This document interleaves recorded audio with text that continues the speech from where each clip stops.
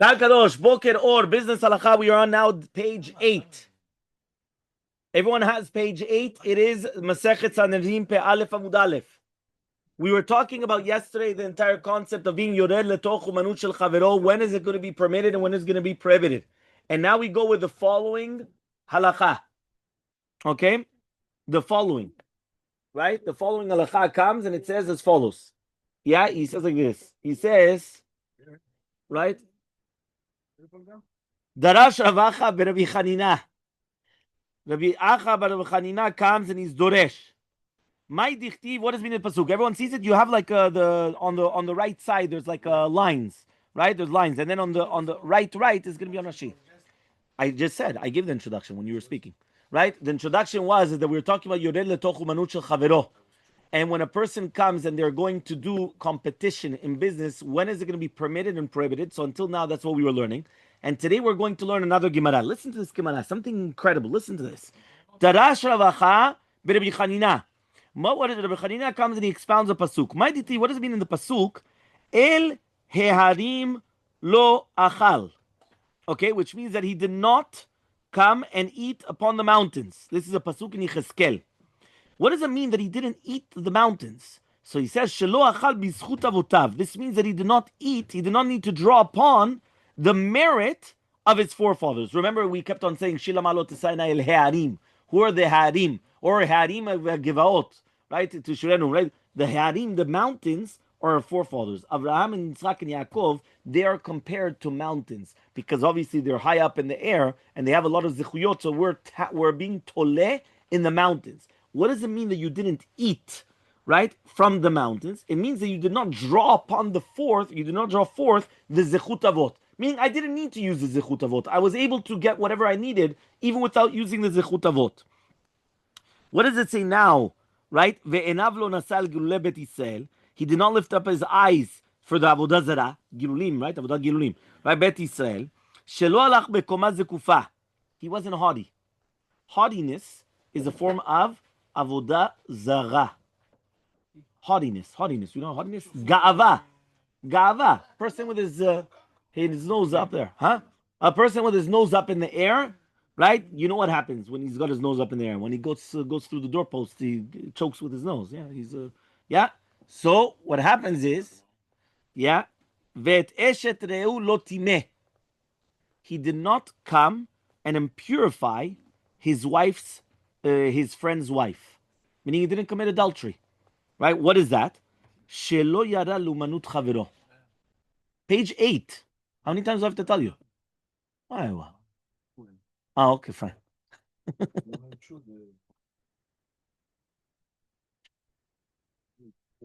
Yeah. We should close other pipes, not the ears ones. The ears ones should stay open. The mouth should be closed. Do you know that there's the biggest miracle that HaKadosh Baruch Hu does, right, is that he does chalulim, right? The what?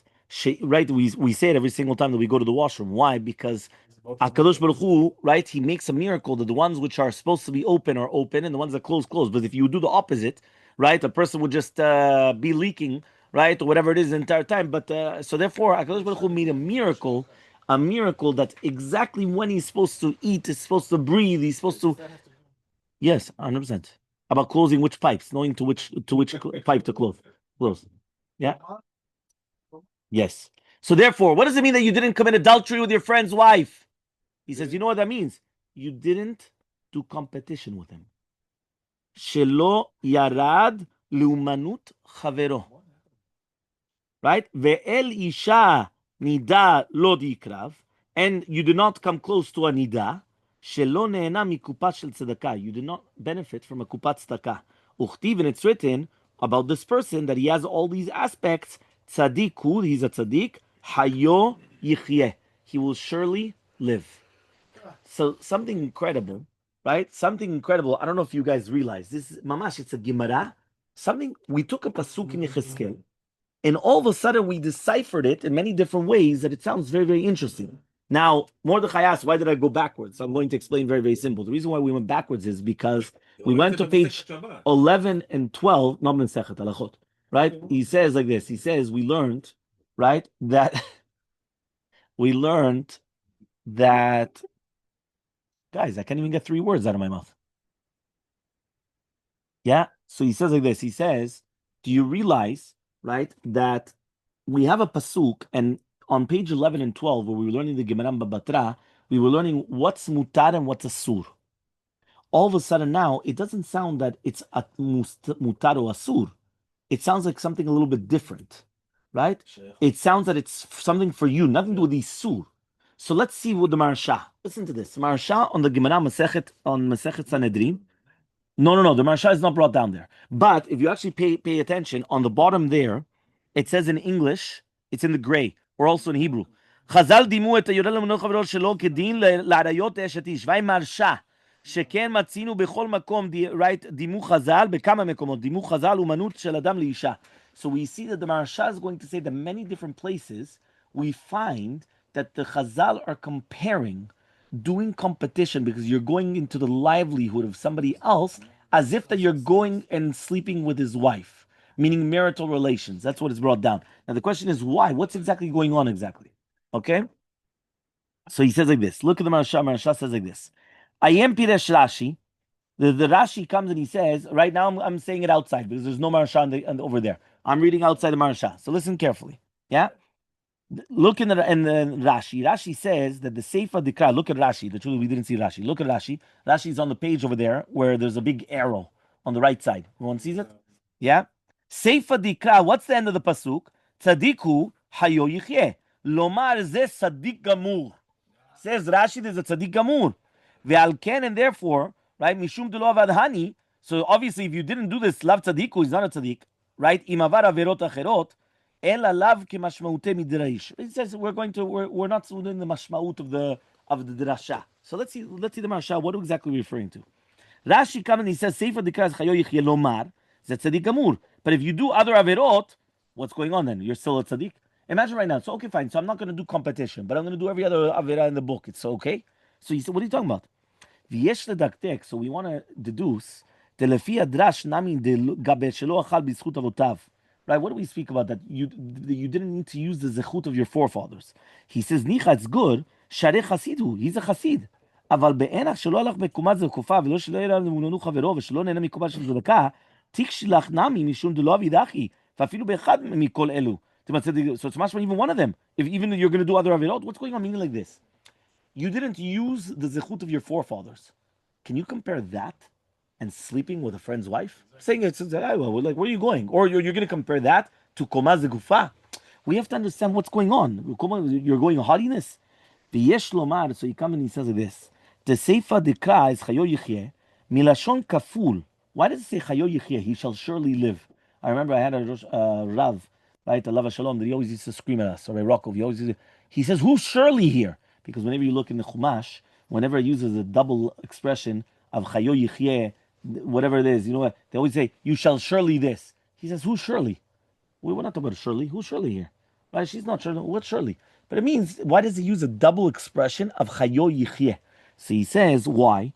Chayo ba'olam hazeh v'yichye la'olam haba. He says it's a double expression, one for this world and one for the next world. That's why it says double time. Chayo yichye. Right? So he comes and he says, Ulfi she'elu averot shezachar. And because these averot that a person knows, that we mentioned, לפי פשוט עדיין עבודה זרה ועריות, הוזכר בהם עונש ושכר בעולם הזה. תהיינו מיתה בית דין וכרת. We know that the majority of all the different types, whether it's going to be עבודה זרה, what's the penalty? סקילה. עריות? Depends which one. Some עריות are שרפה. Some עריות are חנק. Some, right? It all depends, right? You know, it all depends. So he comes and he says that some of them are karet, right? It all depends. ועל כל כך, זה שריפה, נכון? ועל כל כך אמר, במה יזכו, right, גם לעולם הבא, שאמר לך יחיה, ואמר, בכלל אלו שנתכוון הכתוב בדרשה זו, right, that they're going to be get עולם הבא. So he says, שלא אכל בזכות אבותיו בעולם הזה, שניח לו אותו זכות לעולם הבא. Number one, don't try to use up your zechuyot in this world. Why are they comparing it now? 1 minute. We didn't even get there. You're jumping the gun. Wait. Tell the Maharsha to get the punch. גם שלא היה רוצה ליהנות מעולם הזה, Shaya anav. Right? He was anav. He didn't want to benefit from this world. ושלא ירד לאומנות חברו, ושלא ייהנה מקופת צדקה, כי אלו המידות הם על דעת זה שלא היה רוצה ליהנות מהעולם הזה. והיה נדחק עצמו לקבל עניות וייסורים בעולם הזה, כדי שיהיה שכרו מושלם בעולם הבא. He says, what you're trying to do is, a person could justify himself. He says, you know what? I had to do competition. Why? Business is business. Moses is Moses. What does that mean? Listen, I had to do the competition. It was a sur, right? Because you put him out of business. Yeah, but I'm sorry. I have to make a living myself also. Yeah, but if HaKadosh Baruch Hu, right, is able to give the parnasah to the person, why do you have to push him out? You know the famous story with Rizal Salanter. Rizal Salanter was once walking right down the street, and he saw a boy. Right, they were both on the midracha. They were on the sidewalk, and a boy. No, sorry, they were on something like a sidewalk or whatever it is. And what he did was he pushed the other boy down, and he said, "Haha, I'm bigger than you." So Rizal Salanter looked, and his student was there, and they were both watching. And he told this student, from this boy, nothing good will ever come out of him. So the student told Rizal Salanter, how do you know? He says, very, very simple. If you want to be bigger than your friend, you know what you're supposed to do? Bigger, not lower them. Exactly. You go up on a chair, and now you're bigger. The fact that you have to put him down to make yourself bigger, right? That's why he says that you're not going to become anybody. So, what? Oh, you're right. You're right.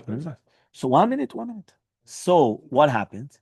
Right? What does that mean? That means, and by the way, you should know, right? And by the way, you should know that's something incredible. Why is it incredible? Because what happens is that what happens every single day. Do you know the Chavetz Chaim in the Shminat HaLashon? Right? If you do a little bit of Chavetz Chaim every single day, right? It's a very, very big segula for everything, for parnasah, for zivugim, for everything that you need. Chavetz Chaim, Hilchot Shmirat HaLashon. So, right? So there's a Chavetz Chaim. Okay, fine. This is brought down from the Manchester Rosh Yeshiva. So he comes and he says like this, right? Listen carefully. So he says like this. He says, the Chavetz Chaim comes and he says like this. He says, many people, right? They want to feel good about themselves. How do you feel good about yourself? You come and you go to a Shiur Torah. When you go to a Shiur Torah, you feel good. Why? Your neshama got its food. He feels good. Look, I woke up in the morning. I was early. I came to Shachrit. I learned Torah. I had Musar. I had everything. What happens afterwards? I said, "Wow, look what an incredible day." He says, "There's other people that they want to feel good about themselves, but they're not learning Torah. So what do? They come and they start looking at the faults of everybody else. Now, why? It's like a drug, because if I just came and I put him down, now I feel good. How many likes they have on Facebook or on Yeah. Instagram? Okay, fine. So what happens? They come and they feel good about themselves. Why? Because he's not that good. So if he's bad, so I'm much better. So if he feels good about himself, says the Chavetz Chaim, it's a drug, right? It's like a drug. 100% you have to feel good about yourself, but never at the expense of putting somebody else down. Yeah, you have to go on the chair. Don't push somebody down. Go back to somebody that I mentioned on Shabbat, Antonio Robbins. He said there's two ways to do better in life. Either how you have the tallest building in the city. You either knock out everybody else or you build On higher top. than anybody else. So very good. So he got it from us. So we just said. There you go. Yeah, there you go. But So- in this idea here, are you allowed to be a competitor, or they're talking about destroying somebody else's business? Very good, very good. So we're going to speak about that. One second. Because what we spoke about beforehand was about the competition, which is going to be a sur. Now, if you're going to realize, we're going to speak about. So then, if you want us to ask this kind of question, I don't understand. There's deep state. There's a shiur within another shiur. I don't understand. I'm giving the shiur here. It's either you keep quiet or there's the door. ask questions like this. You can't have Yeah. these תגיד לי, איפה מצאת אותו? אני לא מבין. Says the Marsha. He says like this. ודרש שעיניו לא עשה שלוח בקומה זקופה. דימה גאווה לעובד עבודה זרה. Why? Because it says in the first פרק of סוטה, כל שיש בו גסות הרוח, כאילו עובד עבודה זרה. If you're haughty, it's כאילו you're doing עבודה זרה. Because it's written, תועבת השם, כל עושה אלה. That it's a תועבה, it's an abomination. So he says, גם הולך בקומה זקופה, כאילו you're being דוחק רגלי השכינה. ודרש, now this is a question that Ronan asked. What does it mean now, ואשת רעהו לא טימא? He didn't defile, he didn't impurify his friend's wife. שלא יראו כי דימה בכל מקום מחייתו של האדם, right? של האדם לאישה. Whenever we speak about the parnasah of a human being, what do we compare it to? His wife. Why?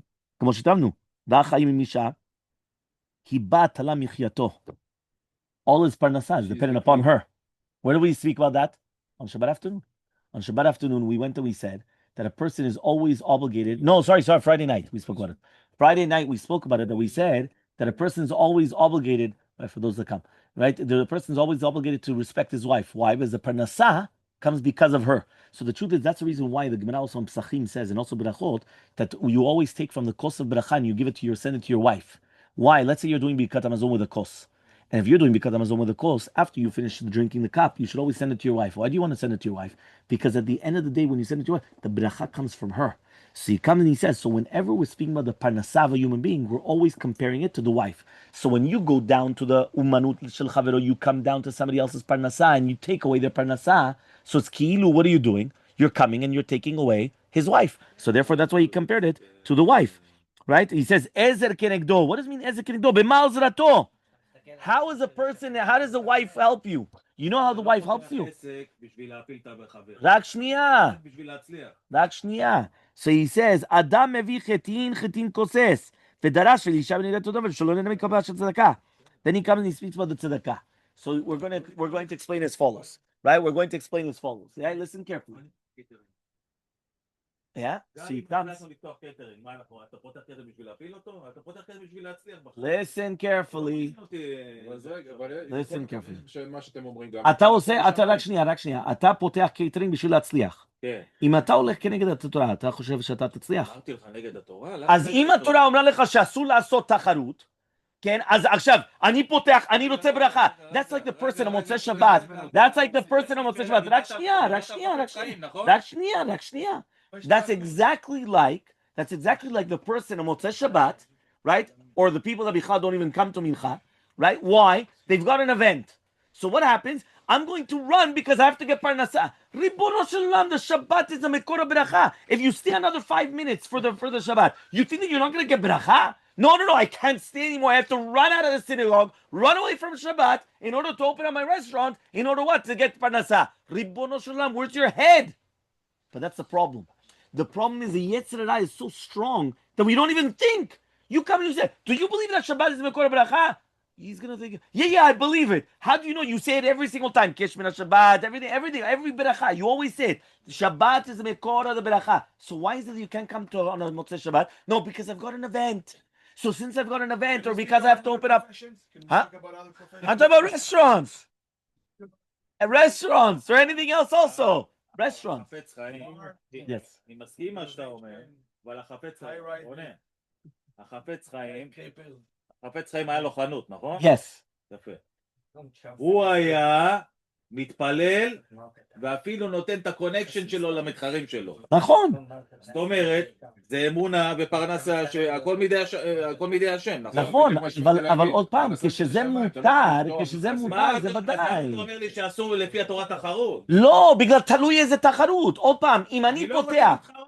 אבל עוד פעם, תלוי לפי ההלכה. מה זה בעקיפין? מה זה בעקיפין? One more time. If it's mutar, one more time, guys. Order in the court.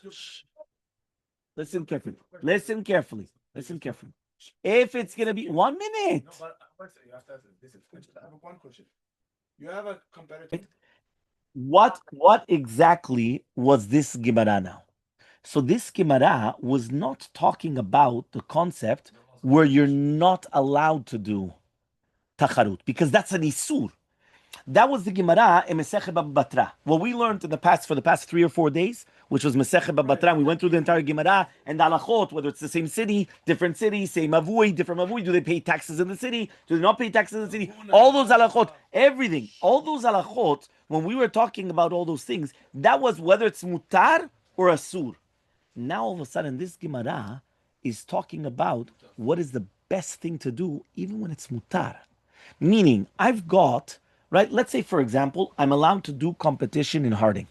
Why? I'm part of Surfside, right, which means I live in the city, I pay taxes. When I open up, I'm not going to close them down for sure. It could be I'm minimizing their parnasa, yes, but I'm not closing them down. So mitzad halacha, strict halacha, it's going to be permitted for me to open up a restaurant in Harding, right? Whatever you want, right? It's a completely whatever you want. So now what happens? What happens now is that all of a sudden I come and I say to myself, you know what? I'm not going to do the competition right next to him. I'll open up my pizza shop or I'll open up whatever type of a shop. But you know what? I'm going to go 4 blocks down. I'm going to go right in Saniyaz, where there's nothing there. And I'm going to do it over there. So says the Shulchan Aruch Hagraz, this is the Shulchan Aruch of Rabbeinu Zalman, Shulchan Aruch Harav, right? Remember, he's actually quoting a Rambam. And this is a Rambam. There's a page 9 on the top, right? There's all, again, you've got the mark. Umidat chasidut shelo lered letoch umanut chavero. There's a midat chasidut, never to be yored letoch umanut chavero. Meaning, even though we just said that sometimes it's going to be permitted, there's a midat chasidut not to do it. Shene'emar, as it says in the pasuk, vet eshet reu lo timeh, right? לא עשה לרעהו לרעה, ופירשו חכמים, זה שלא יראה לתוך אומנות חברו. So you see from here that here we're saying something incredible, right? This is the Rambam, you see in the footnote. The Rambam, it's Pasuk in Yechezkel, the Gemara in Sanhedrin, he quotes the Pasuk. What is he saying? He's coming to say that something incredible. He's coming to say that you see that even sometimes when you're allowed to mitzad halacha, if you don't, that's a midat chasidut. Why? Because that was a tzaddik amur. That was a chassid. That means that Gemara, when that Gemara that just told you that he's a chassid, that this, and he didn't do this, and he didn't do that, that's a midat chasidut, which I think is an incredible inyan. Obviously, we'll continue Bezrat Hashem tomorrow.